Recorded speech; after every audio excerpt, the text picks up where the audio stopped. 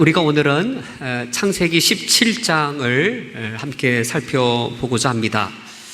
창세기 17장은 하나님께서 아브라함에게 찾아오셔서 아브라함에게 드린 언약을 갱신하는 내용이 중심이 되어집니다.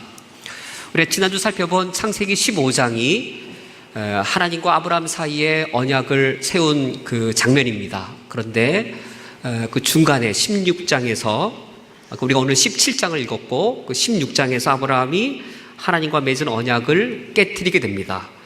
그런 아브라함에게 하나님이 찾아오셔서 하나님이 아브라함에게 드린 언약을 다시 갱신하는 내용이 오늘 주된 내용이 됩니다. 아브라함은 왜 하나님과의 언약을 깨트리게 되었을까? 15장에서의 언약의 내용은 이것이었습니다. 하나님이 하늘의 별들을 보여주시면서 내 후손이 이처럼 많을 것이다 라고 했을 때 그때 아브라함이 하나님을 믿었습니다. 그 후 아브라함이 하나님께 하나님이 나에게 이 가나안 땅 주실 것을 내가 어떻게 믿을 수 있습니까? 표징을 주십시오 라고 요구할 때에 하나님은 아브라함에게 동물들을 반으로 쪼개게 하고 그리고 거기를 타는 햇불이 지나감으로 그 언약을 맺었습니다. 이 창세기 15장에서 하나님을 믿었던 그 아브라함이 그런데 그 언약을 지키지 못하게 됩니다. 하나님의 약속을 믿지 못하게 됩니다. 왜 그렇게 되었을까요? 하나님을 믿었던 그가 왜 하나님 앞에 신실함을 지키지 못하게 되었을까요? 그 이유는 16장에 가서 보면 무려 10년의 세월이 흐르게 됩니다. 75세의 아브라함이 85세가 된 것이죠. 아브라함 입장에서는 10년을 기다린 것이고 또 아브라함의 입장에서 이해해보면 75세 때도 그렇게 건강한 게 아닌데 그렇게 젊은 나이가 아닌데 이제 85세가 되었으면 그때보다 매우 많이 나이가 노쇠하게 된 것이지요. 자신의 나이가 점차 들어가면서 아브라함의 마음은 불안해지기 시작했을 겁니다. 아들을 낳아야 되는데 아들을 낳을 수 있는 시기가 점차 줄어들고 있었기 때문인 것이지요. 그때 아브라함의 아내 사라가 하갈을 데려다 주면서 하갈을 통하여 아들을 낳기를 제안하게 되고 아브라함은 사라의 말을 듣게 되었습니다. 그리고 아들 이스마엘을 낳게 되었습니다. 이처럼 아들 이스마엘을 낳는 것이란 아브라함이 하나님과의 언약을 깨트린 것이었습니다. 아브라함은 하나님과의 약속에 있어서 신실함을 지키지 못했습니다. 그때가 아브라함의 나이 86세였습니다. 85세에 아브라함이 사라의 말을 듣고 1년 뒤에 아들을 낳았으니 그때가 86세인데 그것이 16장 마지막 절입니다. 16장 마지막 절에 아브라함의 나이가 86세인 것을 명기한 후 우리가 오늘 살펴볼 17장 1절에서 아브라함의 나이를 다시 한번 밝히고 있습니다. 아브라함이 99세 때에 여호와께서 아브라함에게 나타나사 라고 하여서 16장에서 86세의 아브라함, 그런데 17장에 가서 보면 무려 몇 년의 시간의 공백이 그 안에 있습니까? 무려 13년입니다. 하나님과의 언약을 깨트리고 하나님 아버지 앞에 신실하지 못했던 그 아브라함, 하나님과의 언약을 파기한 그 아브라함에 대해 하나님은 침묵으로 응답하십니다. 그 기간이 무려 13년이란 기간이 흐르게 되었습니다. 하나님이 아브라함에게 나타나시지 않고 하나님에게 떠나간 기간이 무려 13년이나 되었습니다. 그리고 아브라함이 몇 세가 되었을 때 나타나셨냐면 99세가 되었을 때 비로소 하나님이 아브라함에게 나타나셨습니다. 그렇다면 아브라함에게 86세의 의미와 아브라함에게 99세의 의미는 어떤 의미였을까요? 86세의 아브라함은 어떤 존재이고 99세의 아브라함은 어떤 존재일까요? 86세의 아브라함은 어떤 존재이기에 하나님과의 언약을 파괴한 것이고 99세의 아브라함은 어떤 존재이기에 그때는 하나님이 13년 후에야 비로소 아브라함에게 나타나신 것일까요? 한번 이렇게 생각해 보세요. 86세의 아브라함에게 하나님이 이삭을 낳게 해주셨다면 아브라함이 그것을 어떻게 해석했을까요? 아직 나에게 힘이 있고 육신에 힘이 남아있어서 내 힘으로라도 아들을 낳을 수 있는 나이가 86세의 의미였습니다. 하나님이 도와주시지 않더라도, 하나님이 역사하지 않더라도 내 계획, 내 지혜, 내 방법, 사라가 아니면 하갈을 통해서라도 내 힘으로 아들을 낳을 수 있는 나이가 86세였습니다. 그래서 정말로 이스마엘이라고 하는 아들을 얻을 수 있었습니다. 근데 만약 하나님이 75세에 아들을 낳게 해주시겠다 약속을 하셨고 그 약속을 86세에 이루어 주셔서 86세에 이삭을 얻었다면 아브라함은 그 이삭을 어떻게 해석할까요? 하나님이 주신 것이라고 해석할까요? 내가 낳았다라고 해석할까요? 어떻게 생각하세요? 처음에는 며칠은 하나님이 낳게 해주셨다라고 해석할 겁니다. 그러나 한 달 지나고 6개월 지나면 내 힘으로 낳은 건 아닐까? 정말 하나님이 낳게 해주신 것일까? 라고 의문을 갖지 않을까요? 우리들도 그런 경험들이 더러 있죠. 기도에서 하나님이 정말로 하나님이 해주신 것이어도 기도응답 그 당시에는 하나님이 정말 해주셨다라고 믿다가도 6개월이 지나고 1년이 지났을 때 돌아볼 때 혹시 이거 될 일이 된 거 아니야? 내가 열심히 했더니 된 거 아니야? 라고 우리가 해석할 수도 있는 것이죠. 지금 86세의 아브라함이 86세라는 의미가 그런 의미였습니다. 아직은 나에게 힘이 있고 그가 계획을 세워서 도모하면 아들을 낳을 수 있는 힘이 가능한 때가 86세였습니다. 그것이 아브라함으로 하여금 하나님과의 언약을 깨트리게 만들었습니다. 그렇다면 99세란 어떤 의미일까요? 아브라함에게 99세란 어떤 의미이길래 하나님은 무려 13년간 침묵하셨다가 아브라함이 99세가 되었어야 나타나셨을까요? 하나님이 아브라함에게 나타나셔서 창세기 17장을 보면은 하나님이 아브라함에게 아들을 낳을 것을 약속해 주시지만 아브라함도 믿지 못합니다. 아브라함 스스로도 믿지 못합니다. 하나님 아버지 앞에 웃습니다. 아브라함도 웃고 사라도 웃습니다. 웃음이 나올 정도입니다. 그때 웃음은 기쁨의 웃음이 아니고 무슨 웃음일까요? 하나님이 아들을 내년에 주시겠다고 하니까 아브라함도 웃고 사라도 웃어요. 장막 뒤에서 듣고 웃어요. 그럼 기쁨의 웃음이 아니고 무슨 웃음일까요? 정말 믿어지지 않아서 웃어요. 누가 누구를 못 믿어요? 아브라함이 자기를 못 믿습니다. 그래서 웃어요. 그래서 웃어서 하나님이 정말 재밌는 분입니다.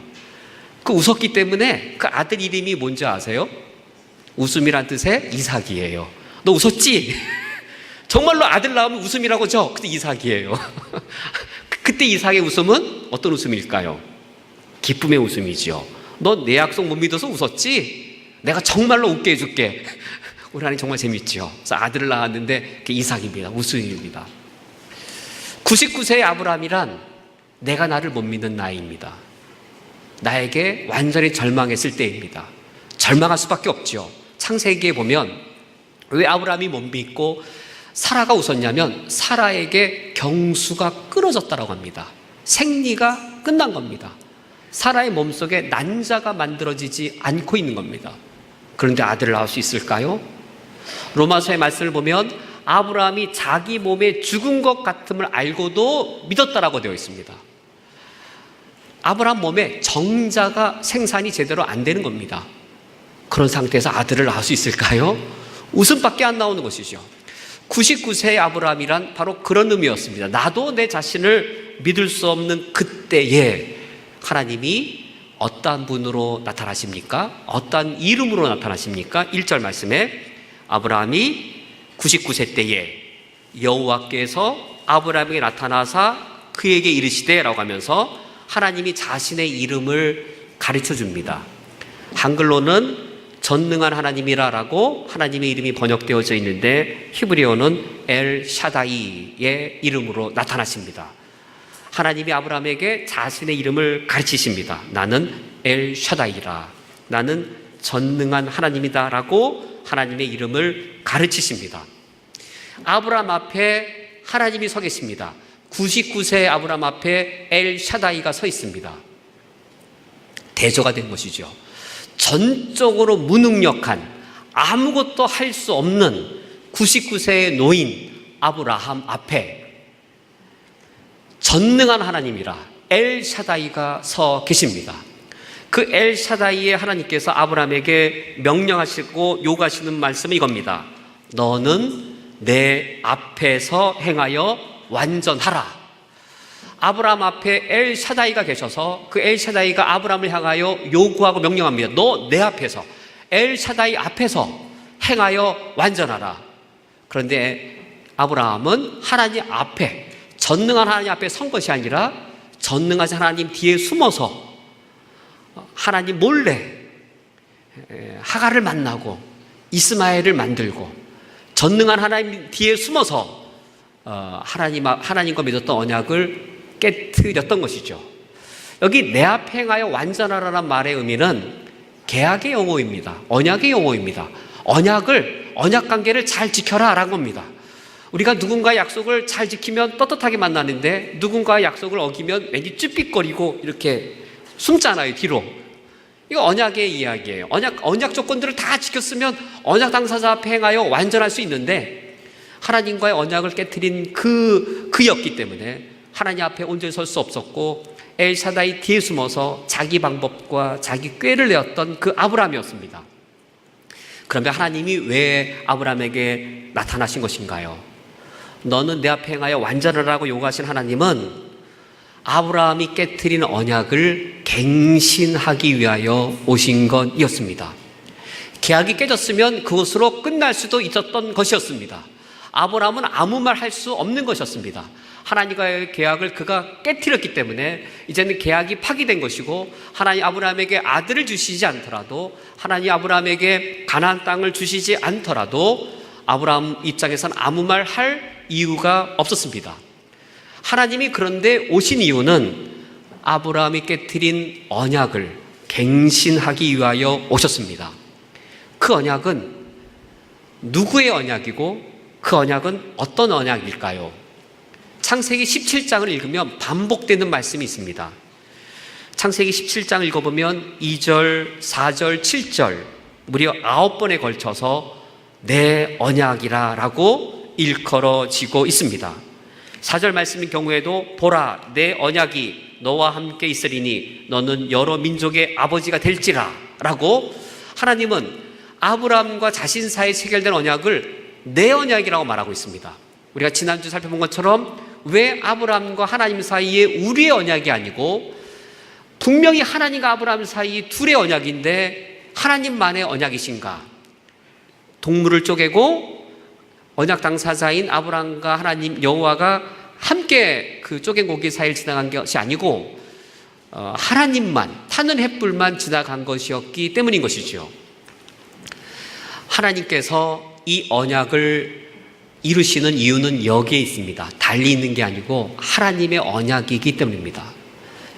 아브라함 때문에 이 언약이 깨어지면 하나님의 신실성이 더럽혀지기 때문입니다. 하나님의 영광을 위하여 하나님이 스스로 자신의 영광을 위하여 아브라함이 깨트린 언약을 하나님은 갱신하기를 원하셨습니다.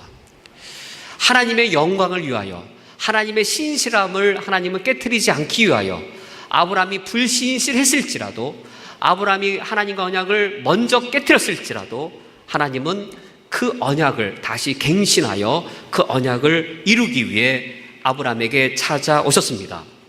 그리하여 하나님의 말씀은 우리가 읽은 4절 말씀에 보라 내 언약이 너와 함께 있으리니 너는 여러 민족의 아버지가 될지라. 아브라함이 되어야 하는 게 아니고, 아브라함이 노력하여서 그렇게 되어야 할 것이 아니고, 하나님이 아브라함을 여러 민족의 아버지가 되게 하시는 겁니다. 이것이 하나님이 아브라함이 깨트린 언약을 하나님이 이루시는 겁니다. 그리하여 하나님이 강한 의지를 발휘하시는 것이었습니다. 아브라함이 능동적으로 무엇을 하는 것이 아니라 하나님이 주권적으로 행하시는 것이었습니다. 여러 민족의 아버지가 될지라, 여러 민족의 아버지가 이제 그것을 히브리 말로 하면 아브라함인 것이죠. 그래서 5절 말씀에 하나님께서는 아브람이란 이름을 아브라함이라고 이름을 바꿔주시는데, 이거 참 우습지 않나요? 아브람이 1년 동안 아브라함이라고 사람들이 부르는 거예요. 이름을 바꿔줬기 때문에 99세 때 사람들이 아브람을 보고 아브라함이라 부르는데, 그거 우습지 않나요? 재밌지 않을까요? 만약에 반에 꼴찌 않는 아이가 있는데, 공부 제일 못하는 꼴찌 않는 아이가 있는데, 하필이면 어머니 아버지가 그 아이 이름을 똑똑이라고 지어준 거예요. 하필이면 그거 웃을 거 아니에요. 공부 제일 못하는 아이 이름이 똑똑이면 똑똑이라고 불러야 되잖아요. 지금 아브라함에게 아들이 몇 명이 있죠? 사라를 통해서는 한 명도 없어요. 많은 무리의 아버지라고 1년 동안 계속 사람들이 아브라함을 부르는 겁니다. 그때마다 무엇이 강하게 천명되는 것일까요? 하나님의 강한 의지 표명입니다. 내가 너를 여러 민족의, 많은 민족의 아버지가 되게 할지라. 내 언약이고, 너가 아무리 분신실할지라도 내가 너와 맺은 언약을 내가 주권적으로 이루겠다라고 하나님께서 강하게 의지를 표명한 것이었습니다. 이제 아브라함에게 요구되어지는 것은, 하나님이 그렇게 강하게 의지를 표명하셨을 때에 아브라함이 이제는 신실함을, 하나님 아버지 앞에 신실함을 다짐하는 것, 그것이 요구되는 것이었습니다. 창세기 15장에서는 신실함을 하나님이 책임지십니다. 그래서 쪼갠 고기 사이를 하나님이 지나가시고, 쪼갠 고기의 운명을, 만약에 그 언약을 지키지 않으면 쪼갠 고기의 운명을 하나님이 저주받습니다. 하나님이 저주받는 것이 되어집니다. 그런데 창세기 17장에서 언약이 갱신될 때에는 하나님은 아무것도 행하지 않습니다. 누가 자기 몸에 칼을 댑니까? 아브라함입니다. 아브라함에게 할례를 받게 합니다. 창세기 16장에서 하나님과의 언약을 깨트리고 불신실했던 아브라함에게, 너 이제 계속 그러지 말아라. 내가 너와 함께 언약을 맺고 내가 신실함으로 내 언약을 이룰 터인데, 언약을 갱신하자. 언약을 갱신할 때 너 이제부터는 언약을 신실하게 지킬 것을 다짐하여라. 너는 내 앞에 행하여, 엘샤다이 앞에 행하여, 아브라함아 이제 더 이상 너 불신실하지 말고 신실히 언약 지킬 것을 다짐하여라 라고 아브라함 몸에 칼을 대게 합니다. 생식기의 표피를 자르게 합니다. 그렇게 함으로 하나님 아버지 앞에 언약 체결한 것에 대해 언약을 갱신하며 신실하게 언약을 책임질 것을 아브라함에게 요구하십니다. 그러면 이 언약의 내용은 무엇이고, 언약의 목적은 무엇이고, 이 언약의 성격은 무엇일까요? 물론 창세기 15장에서도 언약이 있었습니다. 그리고 17장은 또 다른 언약이나 새로운 언약이 아니고 언약의 갱신입니다. 언약의 갱신이라고 한 건 뭘까요? 언약의 내용이 같은 거예요. 언약의 약속이 같은 거예요. 언약의 축복이 같은 거예요. 언약의 내용이 다르거나 언약의 조항이 다르면 또 다른 언약을 두 번째 맺는 것이죠. 근데 언약의 갱신입니다. 약속도 같고 내용도 같고 목적도 다 같습니다. 그런데 17장의 언약의 갱신 때에는 하나님이 아브라함에게 언약을 맺으시는 목적이 더 구체화되어지고 더 선명해집니다. 다시 말해서 하나님이 아브라함을 통하여 무슨 일을 하려고 하시는지가 15장보다 더 명확하게 드러나게 됩니다. 하나님 도대체 이 언약을 통하여 무슨 목적을 갖고 계시는지, 무엇을 원하시는지 그것이 더 명확하게 드러나는데 17장 7절입니다. 17장 7절을 보면 하나님이 아브라함을 통하여 무엇을 원하시는지가 드러나는데 그 내용이 이러합니다. 내가 내 언약을 나와 너, 그러니까 아브라함과 하나님 사이에만 맺는 게 아닙니다. 아브라함과 너, 언약 대상자가 누구죠? 너 및 내 대대 후손 사이에입니다. 아브라함과 하나님 1대1의 언약이 아니고 아브라함과 아브라함의 후손들 사이의 언약을 세우되 일시적인 언약이 아니라 영원한 언약을 삼고자 하십니다. 그 언약을 삼아서 하나님이 원하시는 건 이겁니다. 너와 내 후손에 하나님이 되리라. 여기 하나님 자리에 왕이란 단어를 집어넣으면 정확한 의미가 되어집니다. 이 언약을 체결하면 아브라함과 아브라함의 후손을 하나님을 섬겨야 했습니다. 섬긴다란 말이 종교적으로 표현하면 예배고 정치적으로 표현하면 왕으로 삼는 겁니다. 같은 의미예요. 고대 시대에는 같은 의미입니다. 예배의 대상이 왕인 것이죠. 하나님은 이스라엘 아브라함의 후손들의 왕이 되기를 원하신 것이었습니다. 8절 하반절에 다시 한번 반복하는 것이죠. 나는 그들의 하나님이 되리라 라고 하여서 하나님은 아브라함과 그의 후손들의 왕으로서 하나님이 되시고 아브라함과 그의 후손들은 하나님을 왕으로 모시는 백성들이 되는 것이었습니다. 여호와가 왕이고 아브라함과 그의 후손이 백성이라면, 그래서 나라를 이루려면 영토가 필요하겠죠. 그 영토가 어디일까요? 그것이 8절이죠. 8절에 하나님을 왕으로 모시고 백성으로 아브라함 후손들이 살아갈 그 땅이 어느 땅이지요? 8절에 내가 너와 내 후손에게 내가 거류하는 이 땅, 곧 가나안 온 땅을 주겠다. 그래서 영원히 기업이 되게 하겠다 라고 하여서 아브라함의 후손들이 하나님을 왕으로 섬길 그 영토, 하나님 나라의 영토는 가나안 땅이었습니다. 이게 언약 조건이에요. 언약 내용이에요. 창세기 15장의 언약보다 더 구체화되어지고 하나님이 아브라함을 통하여 무엇을 원하시고 무엇을 이루시는지가 더 명확하게 되었습니다. 만약에 아브라함이 이것을 받아들인다면, 이 하나님의 이 언약 내용을 받아들인다면, 이 언약 조건을 아브라함이 승인하면서 언약을 갱신하려면 거저 안 되는 것이죠. 이제는 창세기 15장에서는 저주받을 대상이 누구였죠? 언약을 어긴다면 하나님이었어요. 그래서 하나님이 이 언약을 신실하게 지킬 것을 아브라함 앞에 쪼갠 고기 사이를 지나가면서 그 언약을 확증했습니다. 신실성을 보증했습니다. 16장에 언약을 깨뜨렸던 아브라함, 하나님 아버지 앞에 불신실했던 아브라함, 이제는 언약을 갱신하면서 하나님, 내가 이 언약을 정말로 신실하게 지키겠습니다라는 이 표현으로서 자기 생식기의 표피를 잘라내야 했습니다. 그것이 10절과 11절입니다. 10절에 너희 중 남자는 다 할례를 받으라. 이것이 나와 너희 후손 사이에 지킬 내 언약이니라. 언약이 체결되었다면 할례를 받아야 되는데 11절에 너희는 표피를 베어라. 이것이 나와 너희 사이에 언약의 표징이니라. 살에 있는 표징이기 때문에 이건 어떻게 지울 수가 없죠. 얼굴에 문신을 세우면 그거 지울 수가 없죠. 생식기의 표피를 잘라내면 이거 죽을 때까지 몸에 남아있는 흔적이 되어집니다. 어떤 흔적일까요? 나는 하나님의 언약 백성이라고 하는 지울 수 없는 표징이 되어집니다. 이건 영광이지요. 축복된 영광이지요. 내 몸에 하나님의 언약 백성이라고 하는 지울 수 없는 언약의 표징을 갖고 있는 겁니다. 이 언약의 표징을 갖고 있으면 어떤 축복을 누립니까? 어마어마한 축복을 누립니다. 하나님이 나의 왕이 되어주신 축복을 누립니다. 이 언약을 맺으면 어떤 축복을 누립니까? 내가 하나님의 백성이라는 축복을 누립니다.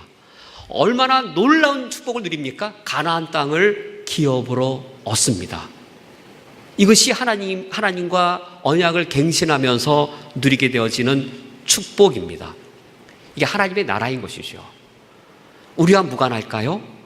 우리도 그걸 기도해요. 주기도문에서 하나님의 이름이 거룩히 여김을 받으시오며 하나님의 나라가 임하옵시며 하나님의 뜻이 이 땅에 이루어지기를 원합니다. 하나님의 백성으로서 우리가 주기도문에 기도하는 것이죠. 다 연결되어지는 개념이에요. 이 하나님 나라에 들어오는 것이 축복이잖아요. 이 하나님 나라 안으로 들어오는 것이 우리가 흔히 구원이라고 말하는 것이잖아요. 하나님께서 아브라함과 언약을 체결하시면서 이런 사실들을 더 구체적으로 나타내어 주셨습니다. 이렇게 아브라함 언약을 살펴보면서 우리가 매우 중요하게 살펴볼 내용이 있습니다. 아브라함의 언약은 하나님 나라를 이루고자 하시는 하나님의 그 의지, 아브라함과 하나님이 함께 하나님 나라를 만들어 가시는 게 아니라 하나님이 스스로, 하나님이 단독적으로, 하나님이 주권적으로 이루시는, 내 언약이라고 말씀하시면서 하나님의 나라를 이루시겠다라고 하시는 것을 아브라함을 통하여 말씀해 주신 것인데, 정말로 놀라운 축복인 것이죠. 혹시 쿠웨이티가 되고 싶은 마음 혹시 있으세요? 쿠웨이티? 영주권이 없잖아요, 쿠웨이티에는. 쿠웨이티가 될 수 없죠? 혹시 쿠웨이티가 되기를 원하신다면, 만약 쿠웨이트가 대단히 천국과 같은 나라라면, 이 쿠웨이트의 국적을 얻는다는 건 대단히 큰 축복이겠죠. 혹시 호주의 국적을 영주권 받기를 원하시나요? 혹시 미국의 영주권이 있다라면 큰 축복이지 않을까요? 라고 생각한다면 하나님 나라의 백성이 된다는 것은 말로 표현할 수 없는 축복입니다. 하나님이 나의 왕이시요 내가 하나님의 백성이 될 수 있다면, 그리하여 가나안 땅을 기업을 얻을 수 있다면, 우린 그걸 구원이라고 표현하고 행복 중에 가장 큰 행복이요 완전한 행복이라고 우리가 말하는 바로 그것이지요. 그런데 그 언약을 누릴 수 있는 조건이 뭐라고요? 할례를 받는 거예요. 할례자가 되는 거예요. 이때로부터 두 개념이 생긴 겁니다. 할례자냐 무할례자냐라는 개념이 생긴 겁니다. 할례자는 어떤 의미를 갖는 것이죠? 할례자, 언약의 표징을 어디 갖고 있어요? 내 몸에 새긴 거예요. 생식기 표피를 잘라냈기 때문에 언약의 표를 지울 수가 없어요. 문신 세고 못 지우잖아요. 그건 영광된 표시인 거예요. 언약의 증표를 내 몸에 갖고 있기 때문에 할례자는 하나님이 나의 왕이시며 왕이신 하나님이 나를 지켜주시며 나는 하나님의 백성이기 때문에 내가 어디를 가든지 왕이신 하나님이 돌보아 주시며 나는 가나안 땅 하나님의 나라를 나의 유업을 누리고 있다라고 하는 표징을 할례자가 갖고 있는 겁니다. 그렇다면 무할례자는 무슨 의미일까요? 무할례자는 언약과 상관없는 자, 언약 밖에 있는 자, 언약에 대하여 외인들인 겁니다. 언약과 아무 상관이 없는 겁니다. 하나님이 아브라함에게 약속하신 것을 누릴 수 있는 길이 전혀 없는 자가 바로 무할례자였습니다. 이 할례는, 그렇다면 이 할례는 하나님 들어가는 길에 닫힌 조건일까요? 열린 조건일까요? 하나님 나라에 들어가기 위해 할례라고 하는 것은 길이 좁고 막혀있는 길일까요? 열려있는 조건일까요? 제가 쿠웨이티가 될 수 있을까요? 열려있나요? 닫혀있나요? 쿠웨이티 혈통이 아니면 어떻게 들어갈 길이 없잖아요, 그렇게. 하나님 나라의 백성이 되어지는 아브라함 후손이 되어지는 그 아브라함 언약에 들어갈 수 있는 그 하나님 나라의 조건은 열려있는가 닫혀있는가인 겁니다. 신약시대, 예수님 시대의 유대인들은 그것을 어떻게 여겼죠? 신약시대에 이르기까지, 예수님 시대에 이르기까지 유대인들은 아브라함의 후손들이 할례자여서 아브라함의 후손들이 아니라면 할례자가 아니며 하나님 나라에 들어갈 수 없다라고 그들이 여겼습니다. 정말로 그러한가 한 겁니다. 창세기 17장 12절 말씀을 보시면 우리가 오늘 읽은 12절 말씀에 할례를 하나님이 받도록 명령하신 대상이 누구인지를 우리는 세밀하게 볼 필요가 있습니다. 12절에 할례를 받을 대상이 누구이냐면 너희는 너희의 대대로 모든 남자는 집에서 난 자나란 말 외에 또 누구도 할례를 받죠. 또는 이라고 하면서 아주 중요한 대상이 포함되어 있습니다. 또는 너희 자손이 아니라, 즉 누구죠? 아브라함의 육적인 혈통이 아니라 어떤 사람이요? 이방 사람에게서 돈으로 산 자를 막론하고, 즉 누가 할례를 받아서 누가 아브라함의 그 언약의 축복에 들어올 수 있었던 것이죠? 이방인 중에서도 돈으로 산 종들, 이방 노예들도 할례를 받으면 아브라함의 그 놀라운 언약의 축복에 들어올 수 있었습니다. 13절에 다시 반복합니다. 너희 집에서 난 자든지 너희 돈으로 산 자든지 할례를 받아야 하리니 이에 내 언약이 너의 살에 있어 영원한 언약이 될 것이다. 이방인일지라도, 이방인 노예일지라도 그가 할례를 받아서 몸에 할례의 표징을 갖고 있다면 내 언약이 너의 살에 있어 영원한 언약이 되리라 라고 하나님이 말씀하셨습니다. 그렇다면 아브라함의 언약의 축복은 혈통에 의하여 닫혀 있었는가? 아니면 본래부터, 처음부터 하나님이 아브라함을 선택하셨을 그 처음부터 언약에 의하여 열려 있었는가 하는 겁니다. 하나님께서 아브라함을 선택하셨을 때 아브라함 언약의 그 하나님 나라라고 하는 축복은 아브라함의 후손이라고 하는 혈통에 의하여 닫혀 있었던 것이 아니었습니다. 그것은 언약에 의하여 아브라함의 혈통을 넘어서 열려 있었습니다. 이방인에게도 종들에게도 하나님 나라는 열려 있었습니다. 그래 창세기 17장은 누가 할례를 받았는지 할례 받은 대상을 소개하는 것으로 17장 자체가 종결되어지고 있습니다. 창세기 11장의 마지막 두 구절인 26절과 27절을 보면 26절에서는 아브라함과 그의 아들 이스마엘이 할례를 받습니다. 사라가 낳은 아들이 아닌 하갈이 낳은 아들이 할례를 받습니다. 여기에 매우 큰 의미가 있는 것이죠.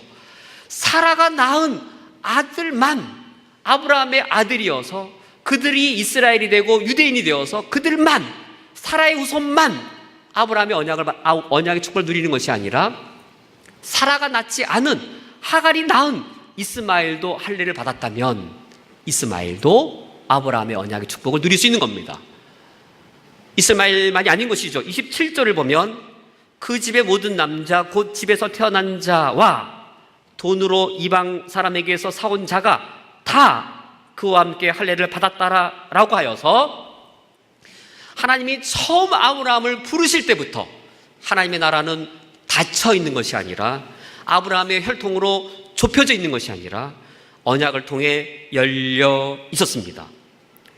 우리가 요즘 화요일마다 쿠웨이트의 기독교 역사를 톰슨 목사님이라 해야 될까요? 그분이 쓰신 책을 가지고 한 장씩 읽어나가고 있습니다. 마침 지난주의 내용이 성경시대의 쿠웨이트는 과연 어떻게 묘사되어 있으며 초기 기독교는 어떤 내용인지를 함께 보았습니다. 쿠웨이트 입장에서 봤기 때문에 대단히 저도 쿠웨이트와 성경이 그렇게 관련되어 있는지 몰랐어요. 대단히 주관적인 입장이었지만 쿠웨이트와 구약 성경이 되게 많이 관련이 있더라고요. 아랍 지역이 그렇게 구약 성경에 많이 나온지도 몰랐고 저도 새롭게 정말 하나님 나라가 열려있다, 하나님 나라가 닫혀있는 게 아니라 대단히 넓게 열려있는 것을 우리 함께 쿠웨이트 기독교 역사를 공부하면서 우리가 확인했습니다. 그때 톰슨 목사님이 주목한 성경 구절이 있습니다. 신약 성경에 사도행전 2장에 나온 오순절의 사건입니다. 오순절에 예루살렘에 유대인들이 오순절을 지키기 위해 올라왔습니다. 그런데 유대인만이 아니었습니다. 혈통적으로 유대인만이 아니었습니다.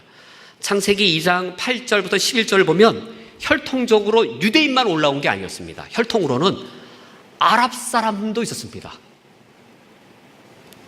사도행전 2장 8절 11절에 거기 보면 우리가 우리 각 사람이 난고 방언으로 듣게 된 것이 어찌미냐라고 하면서 여러 지역을 언급하는데 그레데인과 아라비아인들이라. 아라비아인들이 오순절을 지키기 위해 예루살렘까지 왔고 또 그들이 성령을 받고 방언을 했잖아요. 그 방언 중에 아랍어가 있었어요.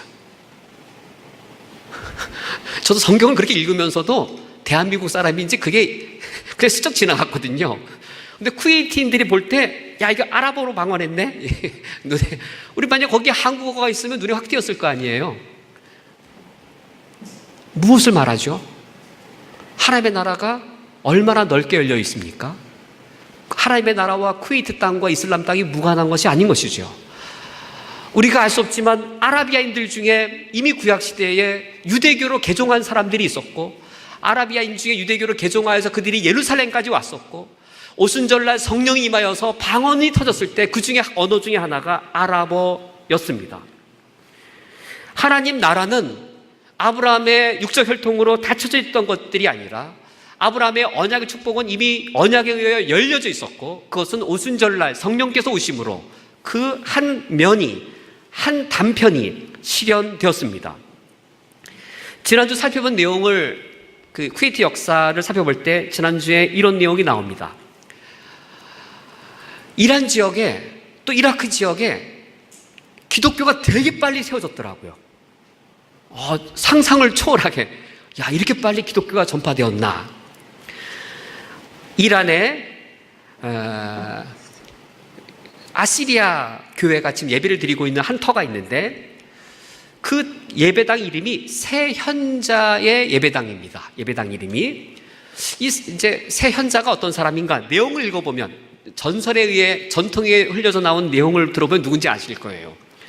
어느 날 이 새현자가, 그러니까 지금으로 말하면 이란 지역에 살고 있는 새현자가, 한 선지자가 베들레헴에서 태어났다는 소식을 듣고, 이제 베들레헴까지, 팔레스타인 땅에 태어났다는 말을 듣고, 이제 예루살렘 향해 가게 됩니다. 이때 새현자가 황금과 유향과 모략을 가지고 이 동방에서 새현자가 예루살렘을 향해 가게 됩니다. 왜 황금과 유향과 모략이냐면, 그 선지자가 하나님이라면 선물 중에 황금을 선택할 것이고, 만약에 그가 왕이라면 유향을 선택할 것이고, 그가 만약 박사라면 모략을 선택할 것이다. 그 선지자가 누구인지를 알아보려고 요 새 예물을 가지고 갔는데, 이 새현자가 새 예물을 드렸더니 그 중에 뭘 선택했지요? 셋을 다 받아서 그 새현자가 절을 하면서, 이분은 하나님이시며 왕이시며 박사이십니다라고 경배하고 베들레헴에서 돌아오면서 그 새현자 예배당에다가 교회를 지었는데, 그것이 지금까지 남아있다고 합니다. 그리고 지금은 아시리아 교회이고, 아시리아 교회가 NECK 안에 있습니다.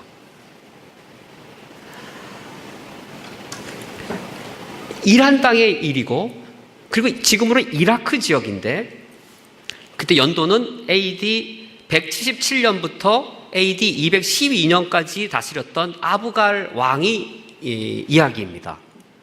어느 날 누군가가 아부갈 왕에게 가서 그리스도와 그리스도께서 행하신 기적의 이야기를 들려주었습니다. 누군지는 이름이 없고 그냥 들려주었다고만 되어 있는데, 그 아부갈 왕이 그리스도와 그의 기적의 이야기를 듣고는 마음이 열렸습니다. 그리고는 사도 도마에게 초청의 글을 쓰게 되었습니다. 이라크 땅에 와서 그리스도에 대한 복음을 가르쳐 줄 것을 요청하게 되었습니다. 그 요청을 들은 사도 도마는 사도 다데오를 파송하게 되어지고, 다데오가 와서 에데사에 교회를 세웠는데, 에데사에 세워진 교회가 최초의 동방교회라고 합니다. 그리고 아부갈 왕은 최초의 그리스도인의 왕이 되었다고 합니다. 쿠웨이트의 기독교 역사를 살펴보면서 저는 또 마침 또 오늘 이 설교를 준비하면서 얼마나 하나님의 나라는 넓게 열려 있으며, 우리 하나님께서는 무엇을 원하시는지에 대하여 새롭게 확인할 수 있었습니다. 우리 하나님이 아브라함과 언약을 체결하시면서 무엇을 원하신 것인가요? 아브라함만 구원하기 원하셨던 것이었을까요? 아브라함의 후손들만 하나님 나라에 들어오기를 원하셨던 것이었을까요? 하나님이 아브라함과 너와 너의 후손들 대대로 언약을 체결하되, 이 언약은 돈으로 산 자든지 태어난 자들인지 종들까지 다 언약 체결을 할 수 있도록 할례를 받게 하심으로 하나님이 원하셨던 바는 무엇이었나요? 그것은 하나님이 온 인류의 창조주로서, 하나님이 창조하신 인류라면 다 하나님의 백성이 되기를, 하나님 나라 안으로 들어오기를 주님이 원하셨습니다. 만약 이것을 아브라함이 동의한다면 아브라함은 할례를 받아야 했습니다. 아브라함이 무엇을 동의해야 되는 것인가요?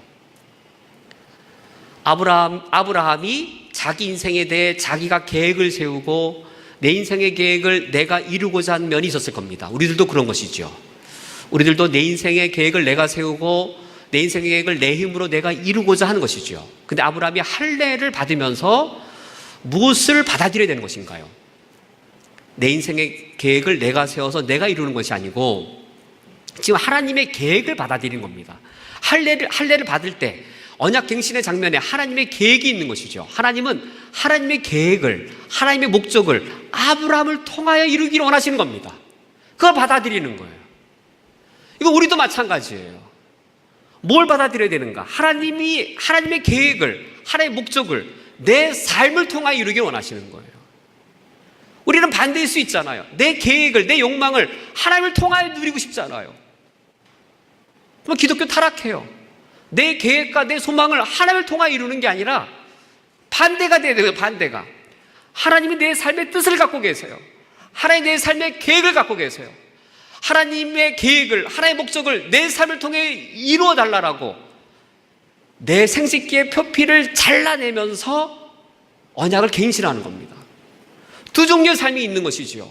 내 인생의 계획을 스스로 세워서 내 인생의 계획을 내가 이룰 때 하나님 도움받아가며 내 인생의 계획을 이루는 삶을 살 것인가? 그것이 아니라 하나님이 내 삶에 갖고 계신 계획과 하나님 내 삶에 두신 뜻을 내가 발견하여서 하나님의 목적을 이루는 것에 내 삶을 드리는 삶을 살 것인가? 그 선택인 겁니다. 아브라함이 지금 그 선택에 놓인 겁니다. 아브라함이 그 할례를 받습니다. 이스마엘도 받게 합니다. 그리고 자신이 집에 있는 종들도 다 할례를 받게 합니다.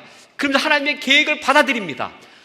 자신이 받을 땅을 아들만에게만 주는 것이 아니라 하나님의 계획은 내 아들에게만 이 가나안 땅을 나눠주는 게 아니라 우리 종들에게도 나눠주기를 원하시는구나.